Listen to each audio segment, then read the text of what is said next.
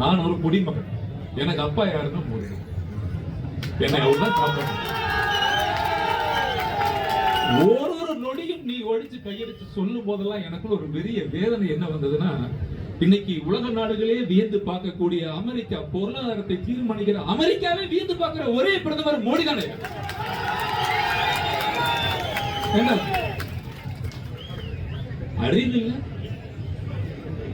அங்கிள்ங்கிற முதல்வர், அறிவு இல்ல மிஸ்டர் மோடின்னு கை நீட்டி சொடக்கு போட்டு கூப்பிடுற.